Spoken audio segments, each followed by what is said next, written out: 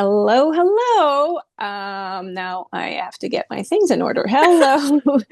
Here we are. It's another Space Cats happy hour episode, kind of a morning space chat.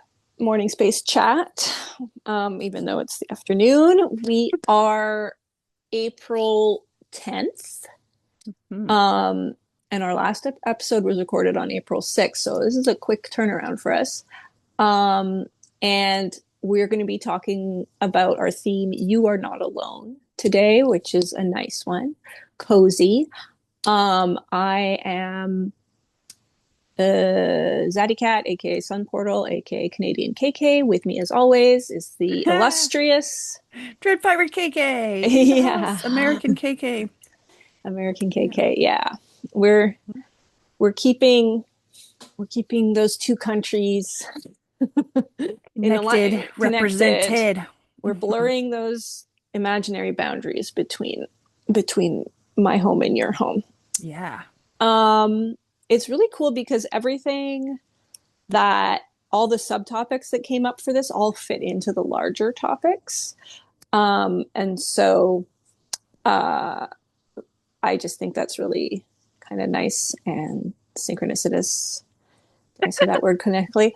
Oh, first, I just wanted to show. Okay, I'm always here. I'll show something nice first.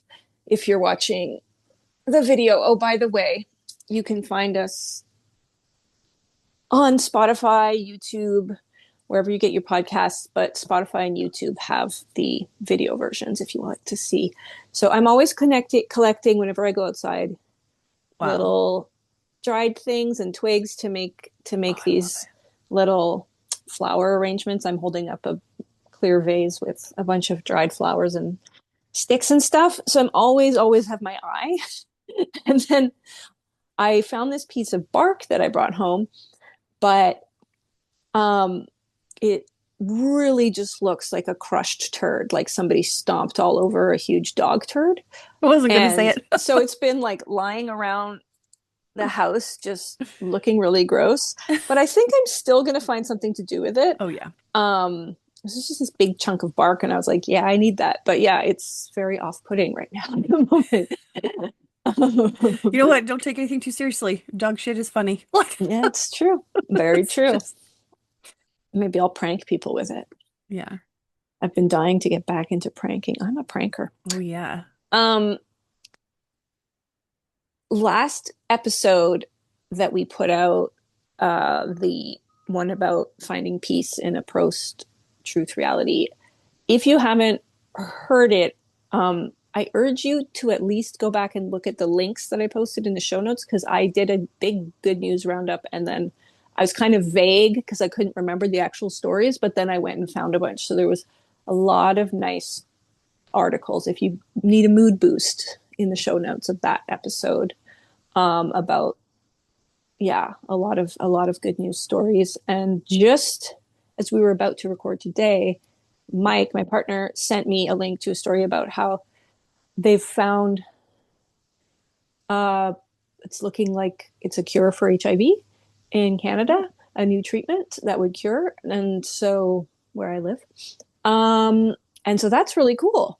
Yeah. So that's a big piece of good news. So I'll include the Huge. link to that as well. Yeah. So that's my one for today. I have a few things I want to get to as well, but we were just talking beforehand, and I want you, if you feel like it, to talk about the Three Eye Atlas stuff, and then that'll lead Yeah. into other things. Yeah. So on March 17th, we had the closest flyby of Three Atlas to Jupiter. And I made a TikTok, I don't know, sometime last year where, because we'd been tracking this whole thing. I've talked about it on this podcast before, but if you haven't listened to all of it, that's fine. I don't want to re-summarize it, but like I'll do my best. But we tracked the perihelion, which is its closest flyby to the sun. It also had one to Mars, which I was interpreting as like a rewriting of the divine masculine. And then the one close to the sun, like the sun in astrology is like our identity, our consciousness, and the sun like blasted us as it passed by. It was blasting with extra like flares and geomagnetic storms and all kinds of stuff. We were getting lots of updated codes. And then it had a flyby to Earth, closest flyby to Earth, which is its own, like, giving us all the neutrinos, which I'll come back to in a second. And then it had a flyby to Mars or Jupiter. And I don't think I got the order right necessarily, but anyway, all of those together. So Jupiter is the planet of expansion and higher consciousness, and I was associating that with like mass awakenings. And because that happened on March 17th, close Hmm. to Easter, Hmm. there was a prophecy from Chris Bledsoe and the Blue Lady. And Chris Bledsoe was he's a UFO experiencer, all kinds, obviously had contact with aliens, whatever. And he's taken very seriously, not just by conspiracy theorists, but like the CIA and like people who take this reality very seriously. So that, he's got a good reputation, and he has this. He talked with this Blue Lady, and she told him that around, I don't think she said Easter of 2026, but like we all kind of started to figure out it was Easter of 2026. Oh, go ahead. Just the blue lady would be like an entity that he Yeah. spoke with, that he was like communicating with. Gotcha. Yeah. Just some, yeah, in meditation kind of thing. Or maybe he saw her with his real eyes. I don't know. But yeah, she appeared to him and gave him all this information. And I only remembered the part of the prophecy that was like when the blue star Cucina, well, it ties in with the Hopi prophecy, which talks about the blue star Cucina rising above the Sphinx. And anyway, I won't get all of this correct, but basically what was happening is like a lot of people in these spiritual communities were figuring out that the Hopi prophecy and the Blue Lady prophecy were all talking about Easter of 2026. And it had to do with like blue star Cucina was, I can't remember now. Oh my gosh, I'm so annoyed. Regulus, I think, is the star that was supposed to rise above the thing. Oh, And then the red sun or something. Anyway, it was like this whole thing above the pyramids, and like it was I basically saw that. Easter. That happened, right? Like it, Yeah, it yeah, rose. Yeah, I saw it post about that. yeah. And so you had sent me Like this, photos. like a screenshot of something that you had found on the internet about this prophecy. And I had forgotten that part of the prophecy was when Iran and Israel were exchanging missiles, and then also the red star Regulus rising above the star of the Sphinx, and then also something about orbs. And when I saw the thing about orbs, I was like, oh, dang. I've been, it The made me think of the fireballs that we've all been seeing closest to Earth. And it started in right. Ohio and Germany, although they're seeing it like everywhere now because I watch Stefan Burns, Space Weatherman, and he's been talking about this. And so when And that started in February or March? it started at the end of March. At the end of Yeah. March, right? Got it. And it's basically fireballs or like, meteorites or something that just like streaks across the sky that is not a shooting star, but it's not a missile, but it's not like everyone's like, is this warfare? Like, what is, but people are finding these like meteorites. And the first one was reported in Ohio, which you sent me because I didn't even know about it. Anyway, so there's like Yes. hundreds and hundreds of sightings of these fireballs. And it's not just because we have more cell phones catching things or whatever. There's just literally more of them, and people are reporting them. And so Stefan Burns was thinking that it was remnants of Three Eye Atlas. So whether that was due to like passing close to the sun or passing close to Earth, like I don't really know how it's entering our atmosphere. But yeah, go ahead. And just for people who aren't familiar with Three Eye Oh, Atlas, yeah. It is the third interstellar object that we have publicly tracked by NASA. And the first interstellar object came through in 2017, right before we had that New York Times article admitting that the Galactic Federation was real, but they only talked to Israel and America. So it was like a psyop, but it was also testing the waters about disclosure. And the second interstellar object that came through was in late 2019, right before COVID hit. And so this third one comes in, and we're all like, "Yep, something's gonna happen." Like, and we can kind of see like these. I was associated with like mass awakenings and that kind of stuff. So, yeah, who knows what the chaos is going to play out to make that happen? But it feels like very tied in with the rewriting of the divine masculine, our whole identity as humanity and consciousness, and then also, the flyby of Jupiter with the mass awakening type thing. So yeah, yeah, I was tying in all of yeah. these like These the in the prophecy it was talking about orbs. I was like, what if that is actually all these fireballs that are coming in? And when I was talking about the neutrinos coming in, I said it would tie back to it in a minute. Neutrinos are just like the most common element in the universe. It's like, man, I'm like blanking on my smarts at this point. I know I've talked about it in my stream before, but it's like invisible particles kind of thing. If they were visible, all you would see is neutrinos basically. It's some like subatomic particle, I think, and it carries information. And so Nearly massless, electrically neutral elementary particles, there you often go. called ghost particles because they rarely interact with matter. That's very cool. Oh yeah, I like the electrically and the neutral. That seems Uh-huh. very Among the interesting. among the most abundant particles in the universe, created by stars, nuclear reactors, and radioactive decay. Yeah. Trillions stream through human bodies every second without Hmm. effect. Well, without effect. Yeah. So we're used to all the neutrinos that we have in this like particular solar system.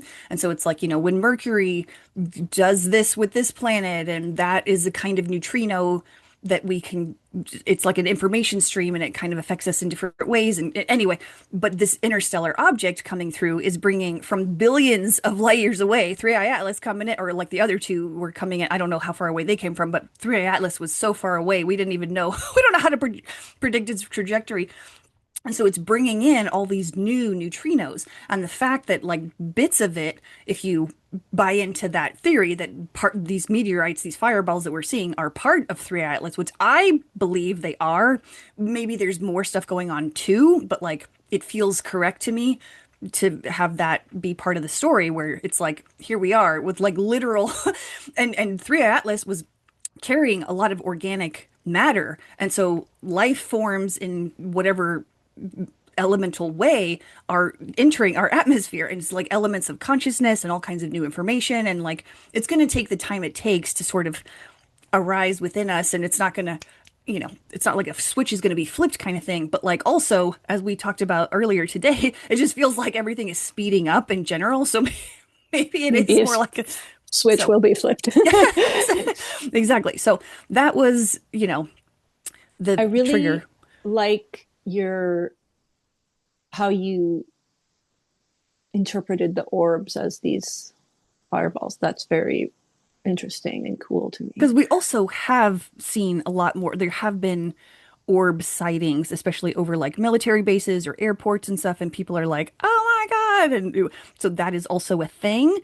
And I'm not discounting that that is part of whatever the prophecy, but also it just felt too on the nose to have these like fireballs come in with like the prophecies and all kinds of everything. So, That also made me just think of, do you remember? I think it might have been 2020, but I'm not 100% sure, in the summer when there were places all over the world that were hearing these crazy sounds in the sky, and everybody would just be like woken up at night and go out, and no. they were like recording it. There was some in China, but I I was seeing stuff online, but specifically my friend Steffi, who's Colombian and lives in Medellin, she experienced it and she told me about it. And it was Oh, like this,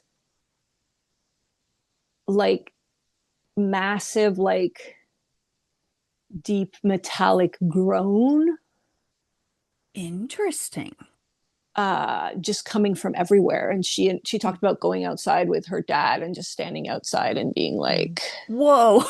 yeah, and just being like, I don't know what this, like, it's just like, what? And Yeah. that makes me think, because there's so much of this year 2026 that parallels 2020 in terms of acceleration and psychedelia, Yeah. that in addition to orbs and fireballs, we might, yeah, my right toes going off saying, yeah, we're probably going to get more of those massive sound Interesting. um, things as well.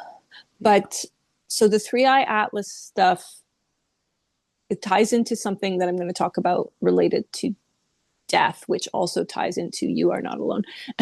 But also directly, it's just like, I think the overall message of you are not alone, as it has come through to me at least, is just that we're never alone. That's like one of the biggest illusions that we have, is of being alone. It's like, I think one of the things that I don't think it's the only way to experience this, but coming into or whatever, like materializing into our physical incarnation as a human being, um,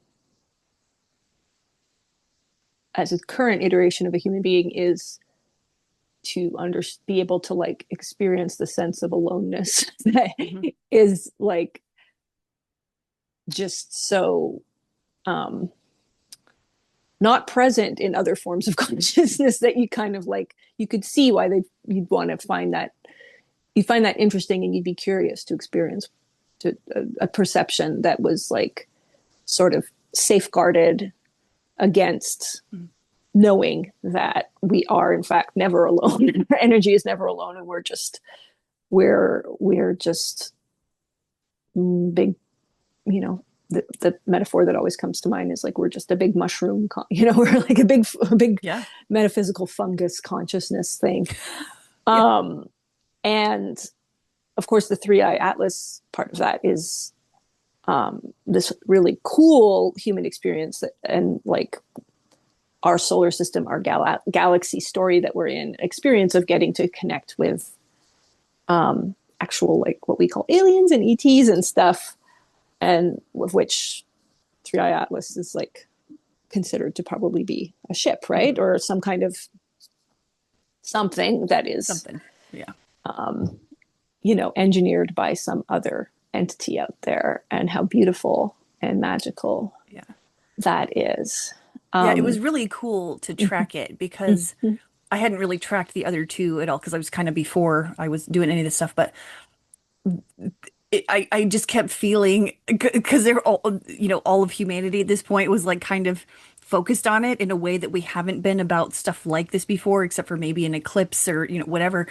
And it just felt like a really cool, like this thing had been traveling for billions of years, just kind of choo choo choo through this all the solar systems, all the deep space, you know, like all the everything, and in this major crescendo moment, of just like, you know, a few days here, there, one day here, a perihelion, you know, whatever, and it was just like it just felt so worth it, like traveling billions of years and like having this like huge consciousness moment, like everyone's like, oh my God, it's flying over the earth, like wow, you know?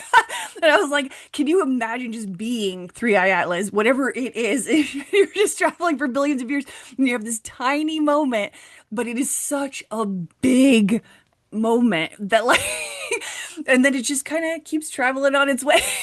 I don't know, it just feels like it was a really cute little it experience because is. that was also it was coming through doing all these things at like some of the worst moments of my life today, you know, or just like losing the midnight diner and like moving and like just being in this crazy stress portal of like everything was yucky and I knew it was going to be fine, but like I wasn't doing well. And so it was just like, oh, something nice that just kind of keeps me, all right, everything's going to be okay. I know it's going to be Three Eye Atlas is coming. What a Yeah, cool because it's story it has, you know? Anyway. yeah, it truly does. I remember us talking before about Three Eye Atlas and the it has like mineral components that point to it not being just a naturally, organically There's something occurring unusual about it, yeah. object, and something that would be actually crafted like a Hmm. spacecraft. But that also ties in, and I'll get back to that later. But I just want to talk about the death Mm. aspect very briefly. And heads up, I'm going to be discussing a, somebody, a friend of a friend who ended their life, but in a very neutral, like we're not going into any details or anything like that. But if that's triggered, like maybe skip ahead a few minutes. It shouldn't take more than about a few minutes. It was actually what I would call what I'm going to say, be saying about it is very uplifting. Hmm. Yeah. But yes, because this ties back to the Three Eye Atlas thing because it was March 17th that this occurred. And you were just talking about that date earlier and how it related to Three Eye Atlas. So on that day, I had a dream where I was talking to a group of people about how this is the lifetime where we're no longer going to go through death unconsciously, like literally in the sense of like blacking out, and then whatever happens next, you end up reforming into a new entity, but you're like, if it's like you come out of that blacked out as well. And in this version, you're going to be aware and conscious through the entire process. And this is like finally the lifetime where it happens. Caveat, that's not necessarily true for everybody, but it's a doorway that's opening up for those who are choosing it in this incarnation. Um, and I was saying it's not as scary as it sounds. And when I woke up, I was like, it does sound kind of like this is information I've personally been receiving and like mulling over since the beginning of my awakening, and how that would feel, and how it's more like death is more like just a relaxing dissolve, and like just letting go. It's like literally letting go of all the tension you holding your idea of your physical self together, and everything, and all your timelines and all your relationships and everything in your life, holding it all. You just like, it's like the most relaxing dissolve of that. But this was the first time I was in a dream, like talking about it to other people. Mm-hmm. And my friend, one of my closest friends, who was nickname is Panda, she was, her energy, I felt her present in the dream. So cut to, I was talking to her earlier this week. We hadn't spoken, over a month. And I was telling her about this dream, and she said, what day did you have that? And I said, it was March 17th. And she said, oh, that was the day that it was her ex who had ended his life that day. And what was very interesting about it was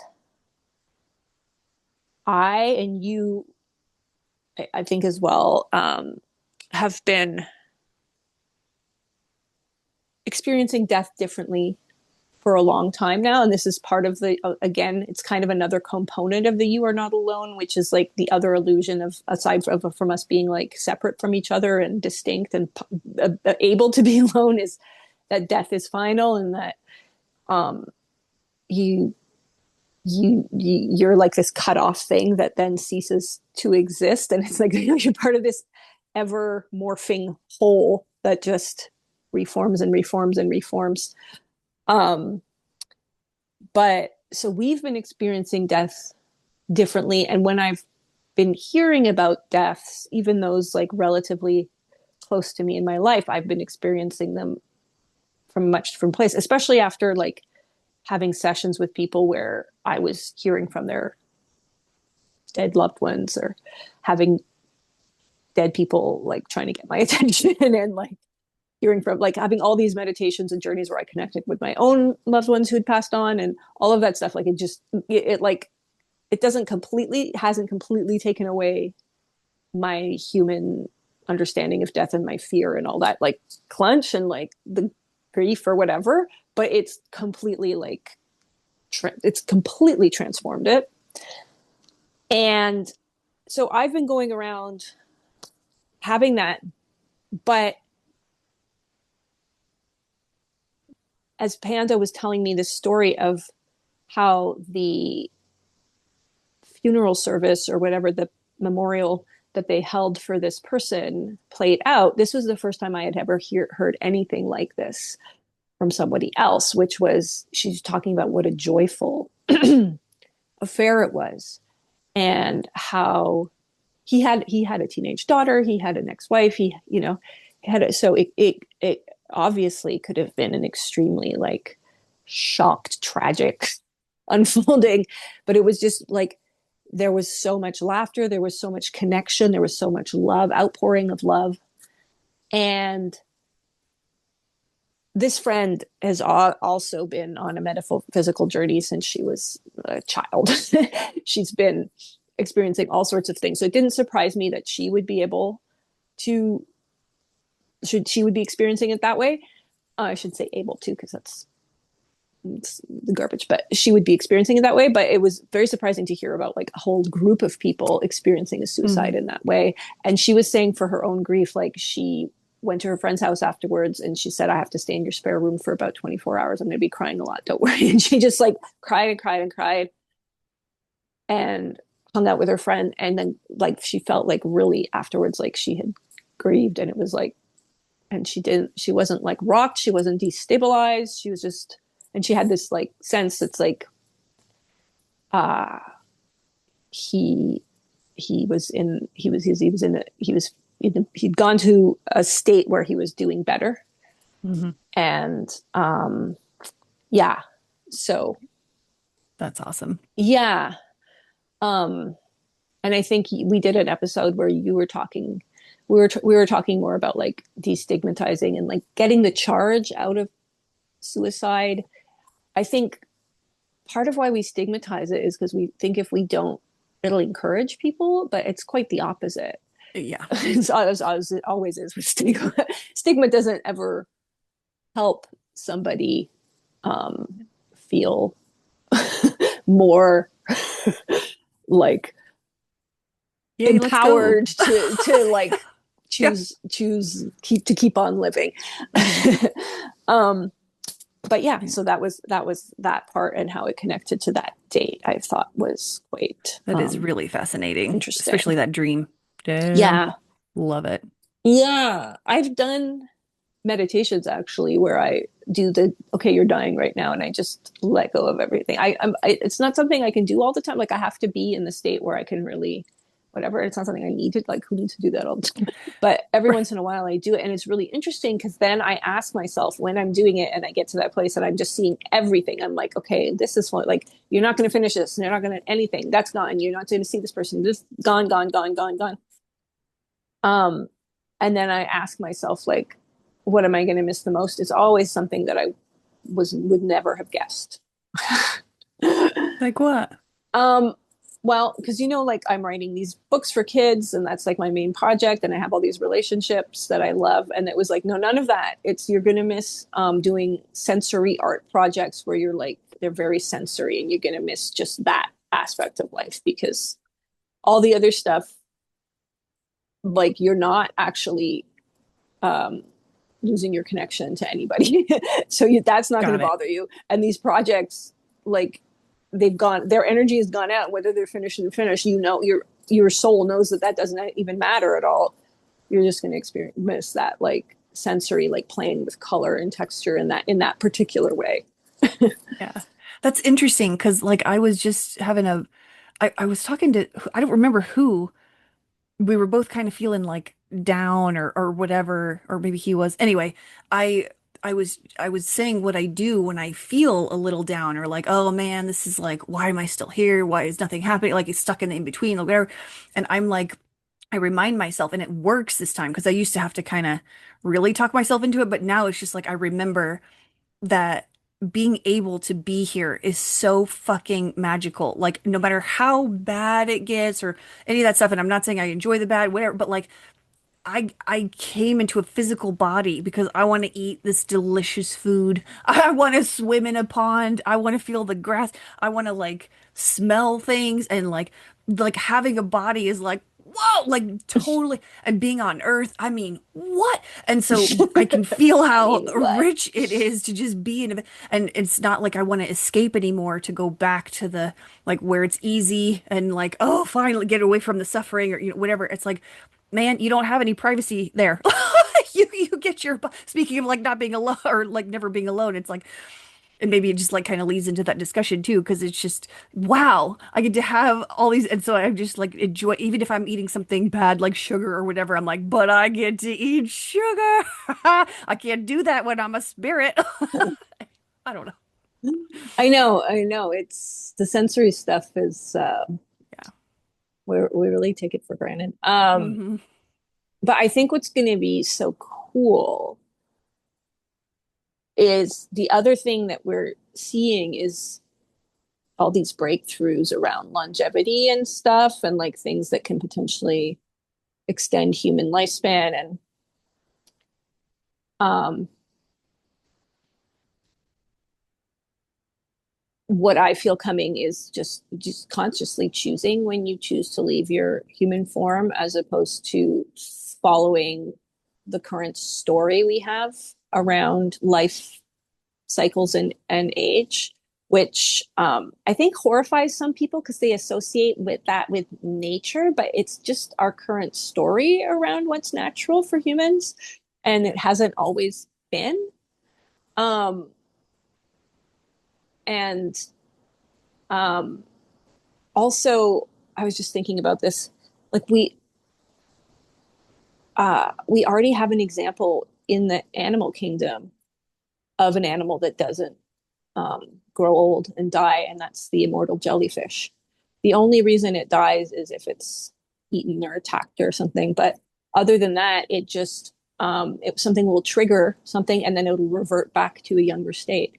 And so that's already a part of nature. So we're already seeing. So the clues are always embedded in the illusion. The Yeah. clues of what's actually possible are always embedded. Anyway, but Yeah. yeah, it's very interesting, and I don't know how far we're going to get in the next 20, 30 years. I have no idea how far we're going to get with that, but that is definitely something that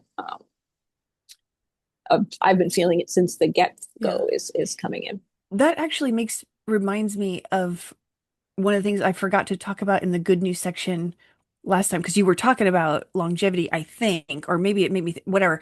I had just reposted. I'll see if I can find the link for you. It was on Facebook, I think, and it was a article talking about how through sound therapy, like fucking sound therapy, a group of 70-year-olds came out of these sound therapy sessions with all the DNA markers, like organs, internal organs, like literally not just like like external appearance, but like internal, all the cells in their body.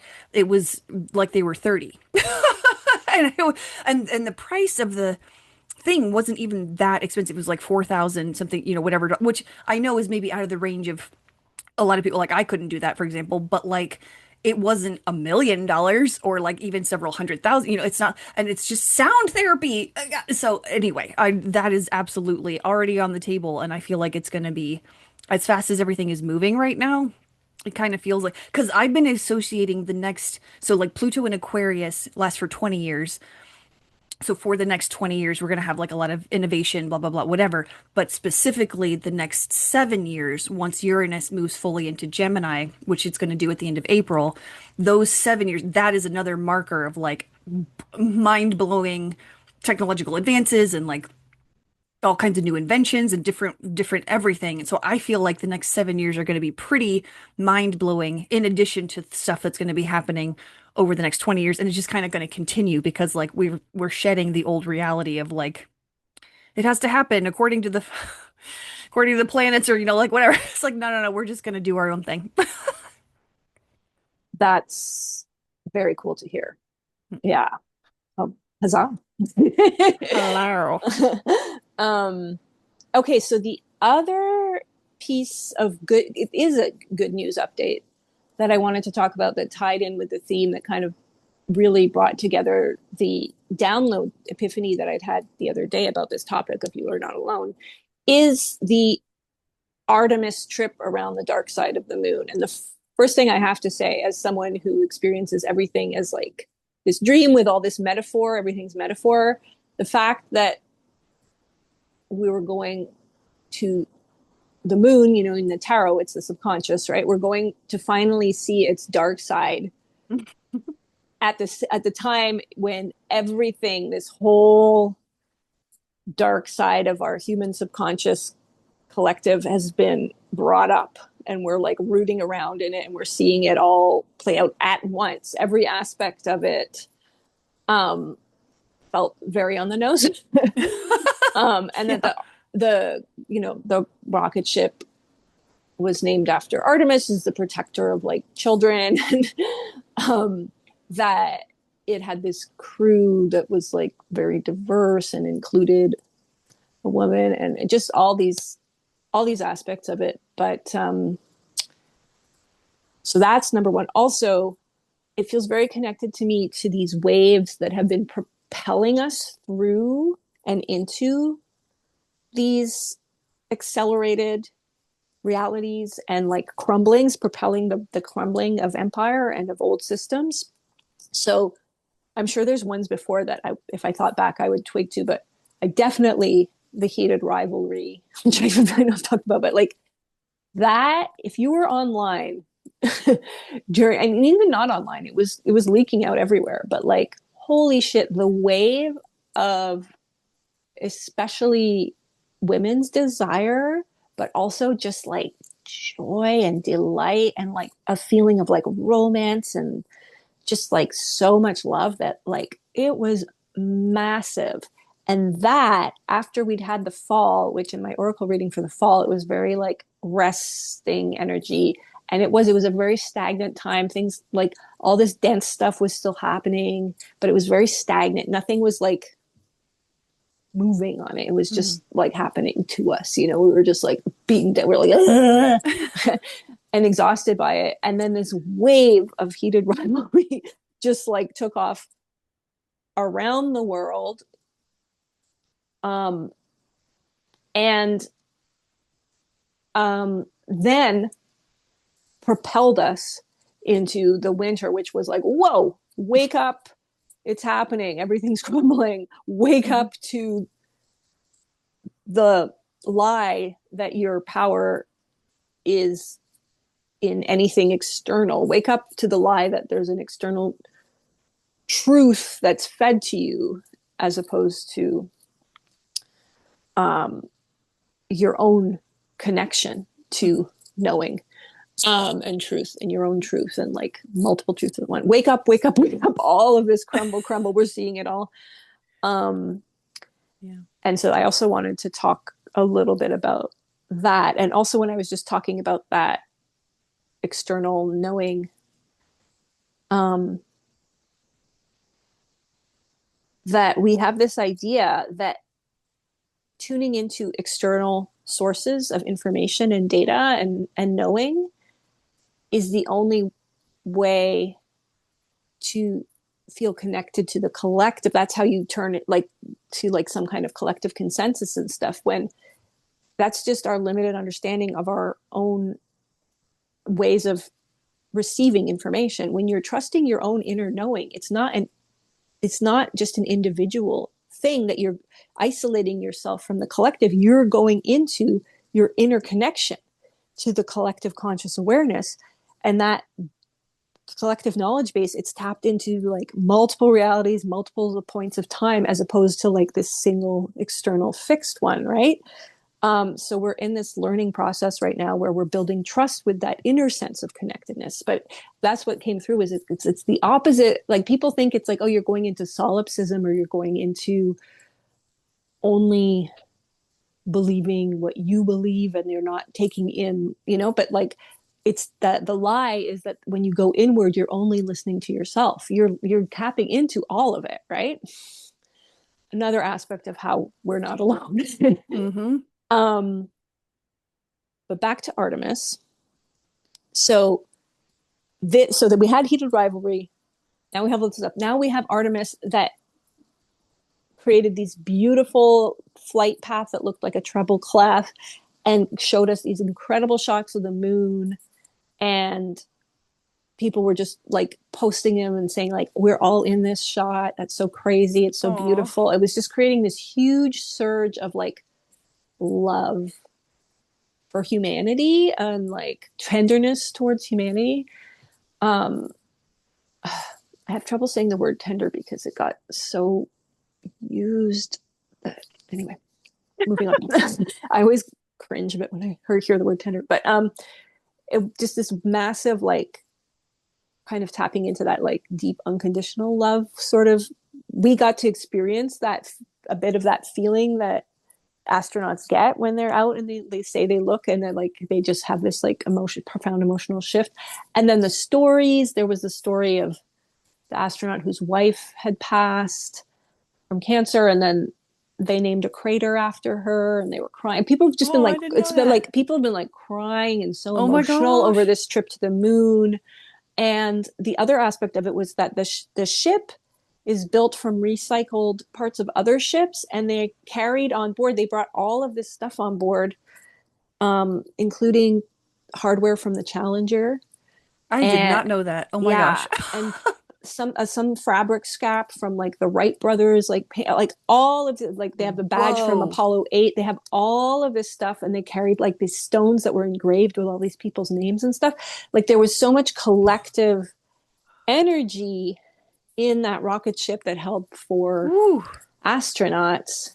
And Yeah. that was like the exact thing that I was like, that is the exact metaphor for what came, the download I got, which is like, if when we're talking about loneliness and feeling alone, and especially in the time of like technology and whatever capitalism, it's like there's a difference between saying, I have a need for in person human connection and community connection that's not being fulfilled at this moment. And that is an important need. And I, you know, We all need it. Yeah. to I am alone Mm. because, and the perspective shift of seeing how you're never alone through things like, you know, I'll give an example of myself with the book. Um, there were lots of ways that I didn't feel alone with the book, but when it came to like publicizing and that kind of marketing and all these things and the publishing, like that journey that I was on of learning how to self-publish and then like market, um, I felt like I had everything resting on my shoulders to make it work.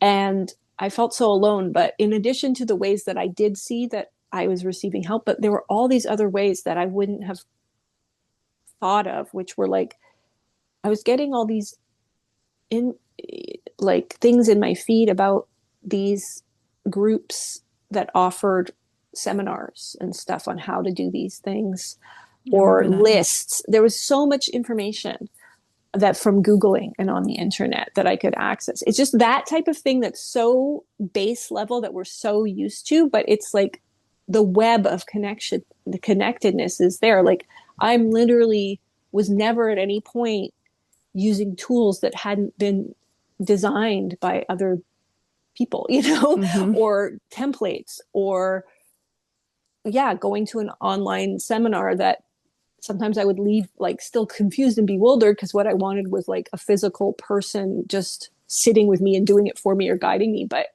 in the end, the journey of doing it this way, and maybe that need as a neurodivergent person is very important to express. And I did need extra things, but it didn't mean that I was alone. Like literally, you're you're always like sitting in buildings that were designed and engineered. You were sitting on like every app, it's woven into everything. Like Mm. that presence of community. It's um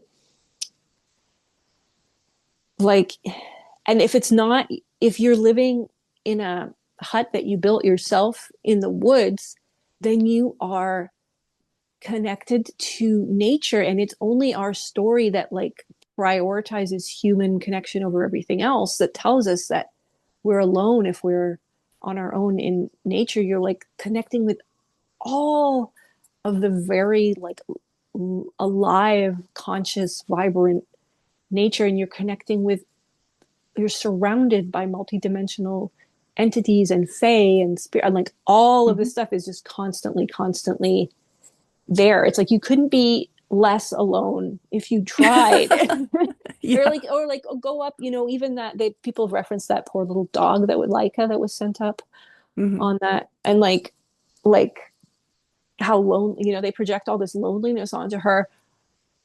um but like she was in a rocket ship that was engineered, but like she was like being monitored. She was surrounded by whatever entities were there with her. I'm sure her ancestors were Yeah. present, like she was not alone. No. She may have been very lonely and Hmm. scared, which is very sad. And I'll move on from it because it's making me emotional.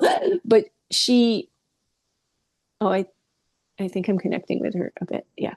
She was not alone, um, in the truest sense Yeah. of the word at all. And it was that, it's like, And to have that perspective shift just shifts things internally so much that so that you're not constantly telling yourself a story over and over again that reinforces like I'm alone, I'm alone, I'm alone. It's like I'm connected in all of these ways that I may not be fully feeling into at this moment or kind of perceiving, Mhm. but I can choose to perceive them. I can choose to connect more deeply with them. And that is like a way, it's like medicine, you know, it's like it's a healing thing that can bring your consciousness, your mind and your soul and your spirit and your little nervous system to a place where then as a baseline, you're not so frazzled that you can't then see opportunities to go and connect with other human Yeah, beings and form community more easily, you know? very good point. Yeah, I was actually just having a meltdown the other day about stuff that I was like, oh my gosh, I'm alone. Like, I can't do this and this and this. And even though I was having that meltdown, I knew there was like another part of me that was like, you're not actually like you have friends who can do this and this for you. Like you ask for help, like it's fine. So even though I needed whatever energy was moving through me where I needed to have that meltdown, I at the same time I knew I was going to come out of it and be like, okay, here are my options. I know I can reach out to these people and this person will help me and whatever. And it was hilarious because it was over something stupid like meal planning and I was like, oh my God, I don't know how to do this and I'm now responsible for like this whole household of people and I'm like, and it's like I knew that I could reach out to my friend Julie and she's been meal planning for her family for a few years now and she is very organized and she loves to help me if I just so it's just like little things like that where I was like, because I felt so stupid. I was like, you can't even do something like find a recipe. You're an idiot kind of thing. I was like in my head and doing all the things. And I was like, just because it's a new thing, imposter syndrome and all this stuff that was coming up. And I really just felt so alone. I was like, there's no way I can do this and stuff. And anyway, just the fear portals going through. And then I was like, yeah. And sure enough, I literally talked to my friend Julie that night and she was like, oh, I got a website. Oh, I got this. I got that. I'm like, that's like totally fine. So even though I still need to do the things, I can feel the stretch of like, I'm starting these new things, this new life, and like I know I came here to do this. I know I came here, I can feel it deep in my bones, and so I know I'm already successful. I just the new me is emerging from the old me, and it's like, oh fuck, like I don't think I can do this because I've just never done it before. But like, guess what? The new you has done it before in the future, or it's like you're just gonna get used to it, and it's gonna be okay. And it reminds me, like when you were talking when you first proposed this episode title, I was like, oh my gosh, absolutely. Because even as a kid, I felt like I was being watched all the time, even when I was alone. I was like, I don't know what, and I clearly it's the guides, the So ancestors, like cool. nature, like all the things. And sometimes when I was a kid, I would get flashes of my dad's face and my great grandmother's face, like in my head, and I was like, what? Why am I thinking about them right now? My dad died when I was 4, so it's like ancestral stuff. And so I would think about them randomly, and now I know that it's like they were telling me they were there, and like here, and so even as a kid, like my entire life, I've just felt like I've been watched, and now I understand that we really just are never alone. There's energy everywhere. There's beings, and the veil is very thin, and we come here to forget that. And so part of like as we talk about moving back into group consciousness and all this stuff, like a part of me is like already nostalgic for the privacy or whatever illusion of privacy that I have right now is like nobody knows my thoughts, nobody knows my feelings. I am all alone. Phew. And now it's like, well, are you though? Yeah, well, I didn't have that sensation growing up. I was haunted by a terrible sense of loneliness. Um, just it was like one of the most defining feelings Yeah. of uh, my life. And now, but it was like premised entirely on this belief that in order to not be alone, I had to have like a human companion with me who understood me completely at all times. Like that was the Hmm. way to not be alone. And it's like, again, it's not, it's like there can be very important need for a specific type of human contact and community that's not being met, but to um, construe that as aloneness Right. is the distorted perception that it amplifies the loneliness so much. It's like we're prioritizing this one way of being in connection over all the ways that we're constantly in connection. And I think sometimes, like, um, just if we have that perspective shift, it can, but which has happened to me in recent years, where I just don't feel so when I'm because I spent also huge swatches of time on my own with not a lot of human contact in all phases of my life. And now I still do, but I just don't have that same baseline perception of it as like being alone. Right. Um, Yeah. and also like, you know, I, I see myself now as a plural thing more than a singular Me as too. well. So I'm also like with myself and I Hmm. enjoy being with myself more. That's also a part of it. But anyway, yeah, Yeah. it was just that shift to like loosen the grip that it that has the like, you know, the loneliness of epidemic, whatever, right? Of of elderly people, like that. In fact, loosening that grip is going to allow us to be less nihilistic and cynical and more optimistic Hmm. and hopeful about being able to make those important human one-on-one and community connections.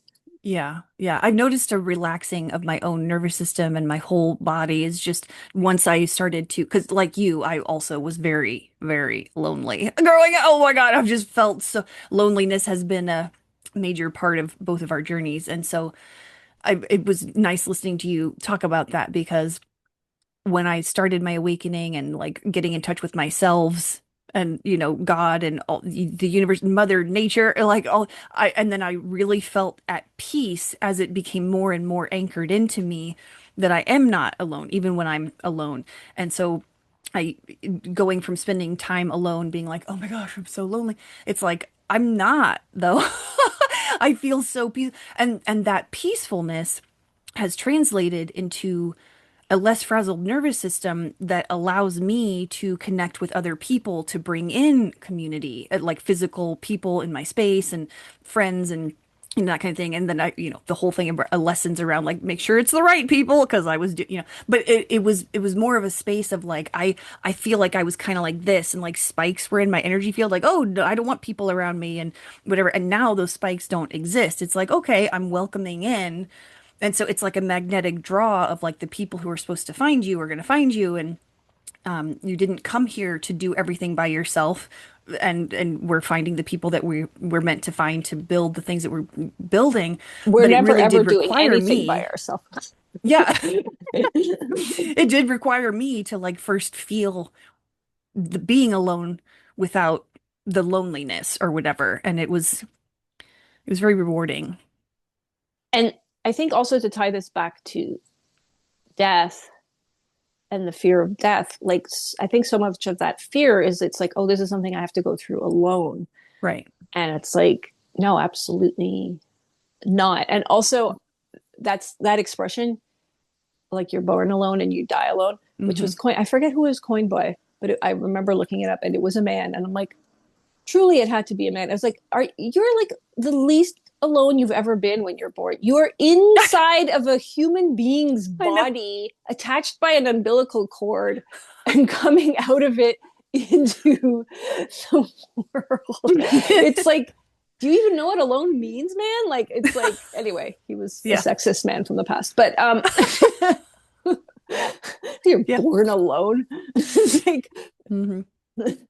um but yeah, it's like part of that fear is it's like this process that you have to go through alone, and that's just simply not true, even if at this point in time, which I don't think is necessarily um going to stay that way in terms of how we die, but at this point in time your body physically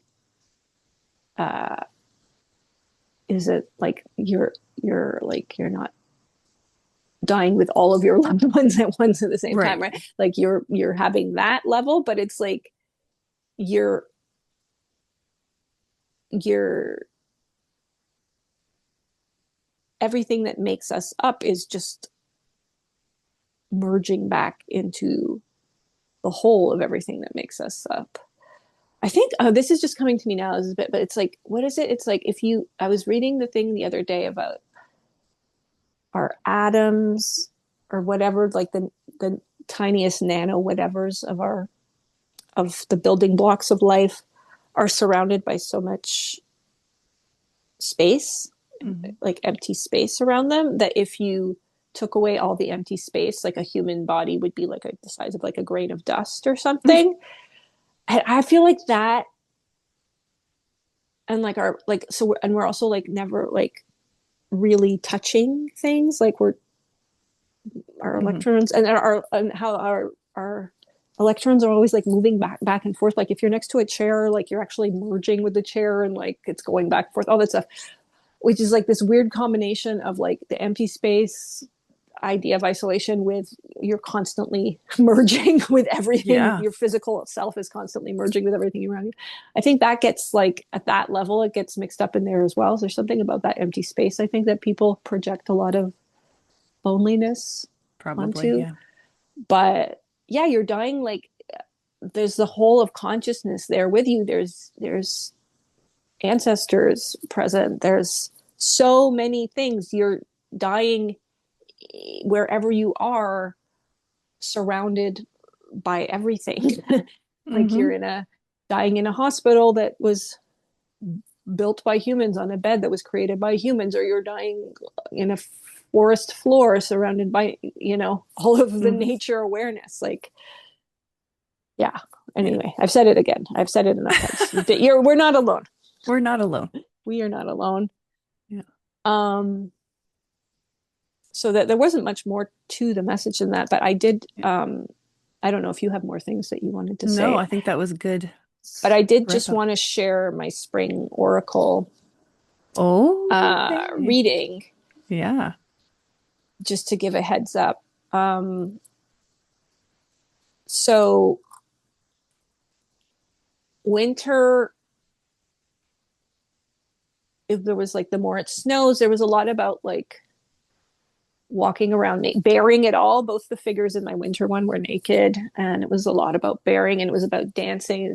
One of the lines was dance like nobody's looming, and it was about your inner wildness coming out to it was like a lot of pan energy. The card said réveil ancienne pan, which is like wake up ancient pan being, but it's the feminine version, and it was this very androgynous feminine figure like dancing naked. um and it was Pan would use like their wildness to incite panic. That's where Pan comes from.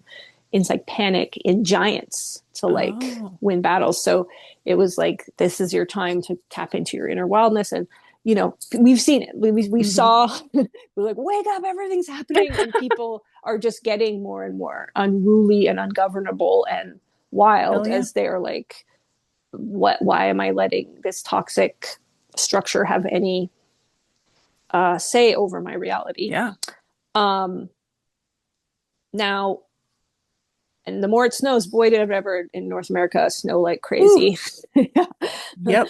So for spring, I'll show the cards here. So this one is a still from Babar, one of Babar's stories, and it's a Yeah. little baby elephant in a hammock surrounded by palm trees, and it's like the parent elephant, I think it's the mummy, is there like with her trunk on the baby's head, as the baby's just like sleeping peacefully. And there's little red birds and butterflies and flowers everywhere. And it's got a very summery feel. It says fusible web, the past, present, and future. This is like fall, last fall.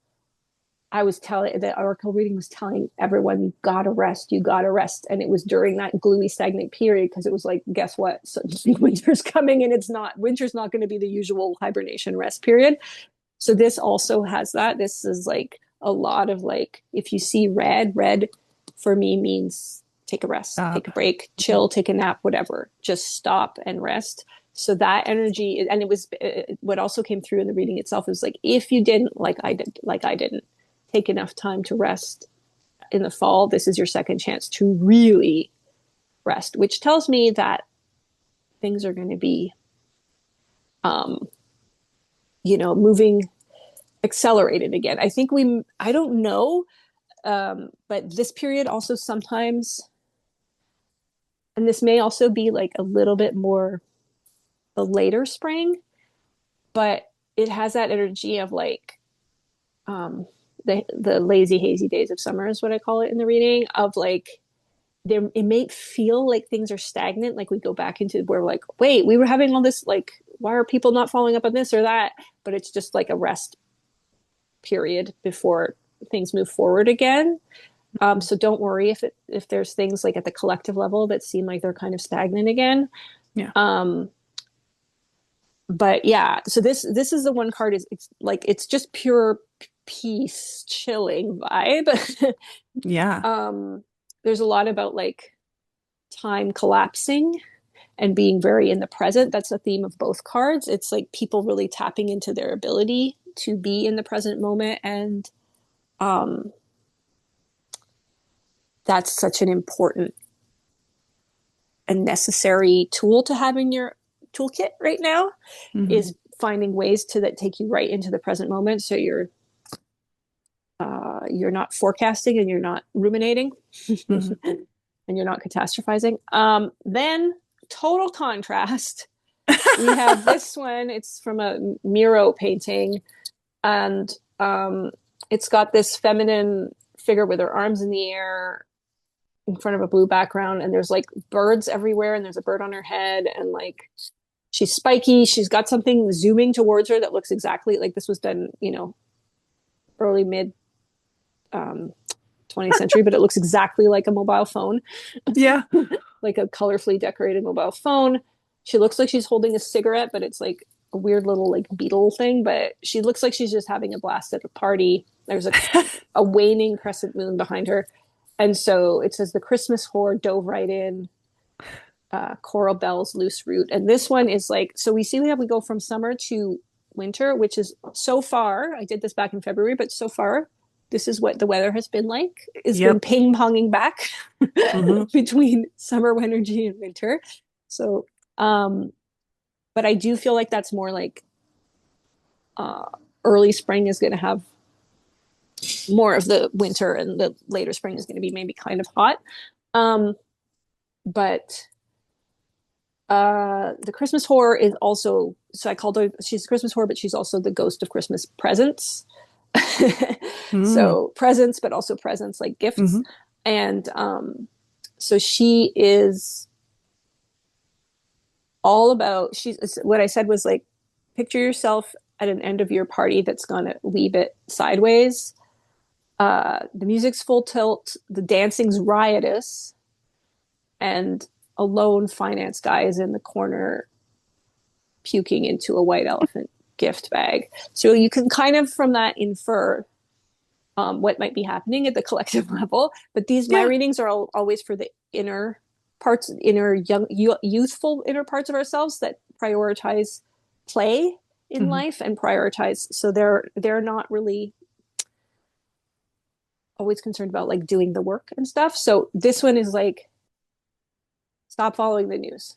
The only news she's interested in is the sex gossip zooming towards her on her phone. She's here. She has her clitoral eye. She's protected by a sunshiny membrane around her face. It's like this yellow line, which also is there's a whole yellow Hmm. um, frame around the Babar image. Um, and her clitoral eye is laser focused on toasting the end of an epoch and having a good old time. I don't think I've done a collective reading yet for Fruit Slice Magazine that hasn't urged people to jerk off. This one really does. especially during the waning, aka wanking phase of the moon. So if you are on the spectrum, part of the spectrum where that's very unappealing, I would just say focus on other sensory pleasures, Hmm. sensory gratification.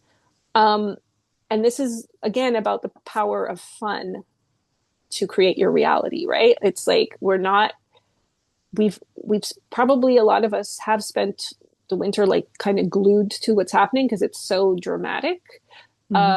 But zoom out, let things get fluid. The less you look at the news, the more room there is for things to get really fluid and trippy and for big surprises to happen, like in a positive way. And the more you focus on having fun, the more you're putting that energy out into the world. It's like it's the opposite. You should feel the opposite of guilty because you're just making it easier for fun energy to flow into existence. And fun is so much more powerful than violence. Fun and joy are like just huge. As we've seen with like the heated rivalry and the stuff, like those things are massive catalysts for change. Yep. You So as I nailed it. said, like she's got this mallard on her head. It's like everything else is water off a duck's Mm, hat. Water off a yeah, duck hat is what I said. I So like you it. have that water off a duck's back. Like just tune the news out. I forgot to mention this one. The yellow background with the babar was from a a book called Sun Moon Star that Kurt Vonnegut did with another co-creator, and it was like they did the illustrations first, and then Kurt Vonnegut looked at the illustrations and did a retelling of the creator story of it, like from the perspective of the creator being born. So this is about Cool. like you're tapping into your inner creator who's just been born. That's why you need to rest so much because being born is very exhausting. But yeah, you're tapping into your creator energy by resting. And at the end of it, I said we're like we love you to the sun, moon, stars, and back, little elephant. Which at the time I wrote it, I didn't know that we were actually there was a mission to go to the moon and back. So, Ah, yeah. um, yeah, but that's the create a very powerful little baby elephant creator self exists in spring who needs just like what does a newborn need, right? Like rest, food, and Play. and you've got yeah, and you've got your inner parent there. I Mm, described the love of your inner parent as unnervingly vast. So, mm, I like it. um, It's funny that you mentioned the stars too in the moon mission because like I've seen a lot of people be like, "Where are the stars?" in all the photos. that is So that's a big interesting. focus, and then also the yellow reminds me of the solar plexus Yes, chakra, yes. the willpower. Yeah, it's like using like oh, lately what's been getting I had to get to a certain point with my nervous system and all my trauma and blah blah blah to be able to do this, but lately what's been really working for me is just saying I don't have time for this with my like any old mental health, physical health stories that are like have been winding up and it's like I just don't have time, like I have to. So the trick that's for me a little more tricky is doing that when I'm resting Uh, and when I'm just resting and just playing and like mhm. partying. When I'm working at something like a project, it's easy for me to say I don't have time to feel Right. sick or to buy into this old anxiety loop. So I guess that's a message I'm sending to myself right now is you gotta have that same mentality, but when you're not actually being productive, because as we know, It's being easy to productive hide. is fun, but it's not the end all and being Yeah. all. And resting is such a powerful catalyst as well for bringing things into fruition Mm. and just for enjoying yourself. This just popped out. This wasn't part of my oracle reading, but it popped out. It's from an Agatha Christie uh, Nine old perverse, nine perverse puzzles, nine perverse puzzles. an old Agatha Christie book cover where it's a guy in a bowler hat and he's got nine different colored gems over his face and like his vision. Mm. Um, the gems always make me think of DNA gem Oh, right. upgrades. I see DNAs um, I see 12 strand DNAs as like gemstones. Hmm. And there's this whole thing about shifting from two strand to like multi strand that's going to come with all these physical upgrades. So I always see that in the form of gemstones. So that's there. There's also all this rainbow color energy, seeing things through gems for the eyes of for prisms, Hmm. prismatic thinking. Um, it popped out at the same time as suddenly on my YouTube I was playing music and this song came up, which was a mashup of "Closer" by Nine Inch Nails and "Funky Town." So Amazing. the perverse part, Unlikely pairings. yeah, Hmm. like there's some of that BDSM energy, I Hmm. feel. I don't know what the puzzles. Do you have any hits off of this one? Well, I Is was this thinking like, how we all well, because when I was looking at it, I was like, oh yeah, unlikely pairings.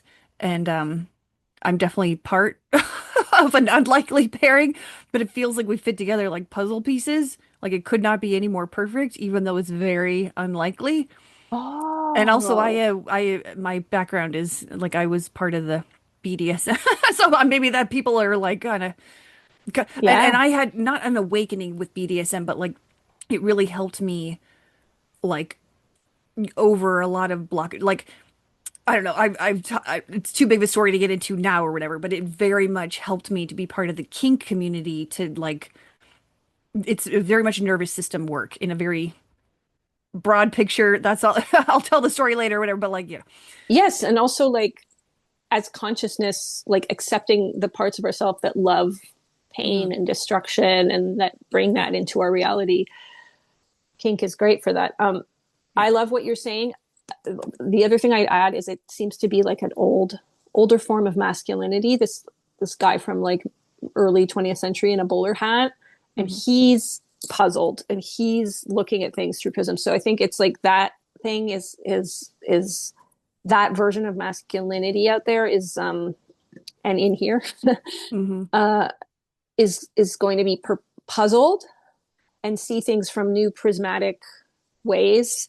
And it's just like try not to get lost in mind traps because the intellect Yeah. wants to take hold of everything, and there are questions that aren't meant to be resolved by the intellect Hmm. and the mind. So that also came through. Yeah. But um, Awesome. yeah, 9. That's the number of Completion. yeah. So Interesting.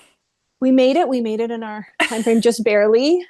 So that's that. That's I can tell you summers. I've already done the summer one. It's incredibly psychedelic and trippy and dreamy. So I look forward to sharing that further along. But All right. you are not alone. We are not alone. We are here with you.